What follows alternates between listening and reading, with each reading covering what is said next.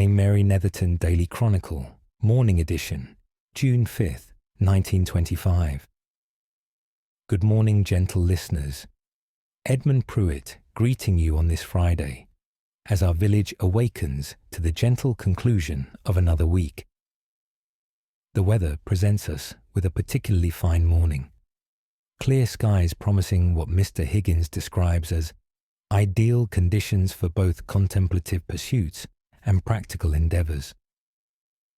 A light breeze from the east carries the mingled scents of early summer roses and the lingering sweetness from the wildflower garlands that continue to grace our pond gazebo. Those planning outdoor activities are assured of favourable circumstances throughout the day. Today marks the final opportunity for residents to register entries in the Women's Institute Preserves competition, with Mrs. Hargrove announcing that the registration period will conclude at precisely 5 o'clock this afternoon. 22 submissions have been recorded thus far, representing what she terms a most satisfactory blend of time-honoured recipes and thoughtful innovations under our revised judging criteria. Mrs. Pemberton has volunteered to assist with the final tabulations, while Miss Twigg has offered her establishment as a collection point for any last-minute entries requiring transportation to the parish hall. Mrs. Edith Thornley's kittens continue to flourish under their mother's attentive care, with Dr. Peterson reporting that all 4 demonstrate remarkable vigour and promising development. The doctor notes with particular interest that the youngest tabby has already begun to exhibit what he characterises as an inquisitive temperament suggesting potential for considerable personality. Mrs. Thornley has received 3 preliminary inquiries regarding suitable homes, though she emphasises that any placements must await the appropriate maturation period.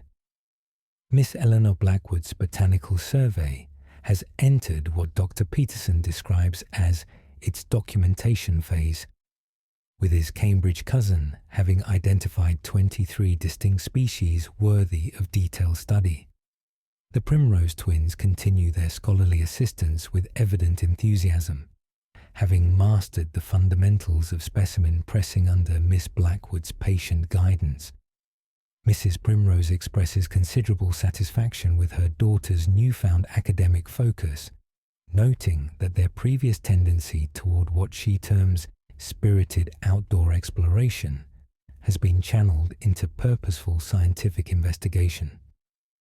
Constable Porter's safety inspection series will conclude this morning with a review of the post office facilities following his satisfactory examination of the village hall yesterday afternoon. Mrs. Crawford has prepared the premises for inspection, expressing confidence that all will be found in proper order. Mr. Fletcher's specialised floor treatments for both the parish hall and village hall have been scheduled for early next week, pending final approval from the village council. Mrs. Barnes's leghorn hen maintains its remarkable consistency, presenting this morning's egg at precisely 7 minutes past 6. The bird has expanded its morning exercise routine to include what Mrs. Barnes describes as a contemplative pause at each garden corner, suggesting an appreciation for the aesthetic arrangements of seasonal plantings. Dr. Peterson continues his correspondence with the Regional Agricultural College, having received encouraging responses regarding potential publication of his observations. The tea room announces a Friday special of currant cake, utilising Mrs. Simmons's early harvest from her carefully tended bushes. Mrs. Hartley describes the offering as a celebration of June's abundant fruiting, presented with traditional elegance.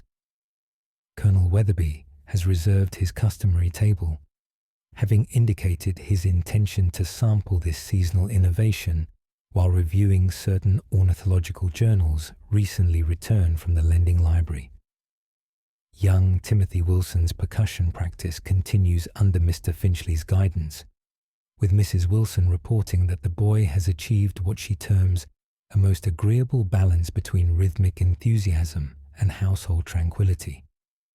The Parish Hall Ensemble will hold a brief rehearsal this afternoon to incorporate several refinements suggested by Mr. Finchley following their recent performance. That concludes our morning report. This is Edmund Pruitt, reminding you that our evening edition will follow the 6 o'clock bells. Until then, St. Mary Netherton embraces this Friday with its characteristic appreciation for the gentle rhythms of weekly conclusion and the modest anticipations of weekend leisure.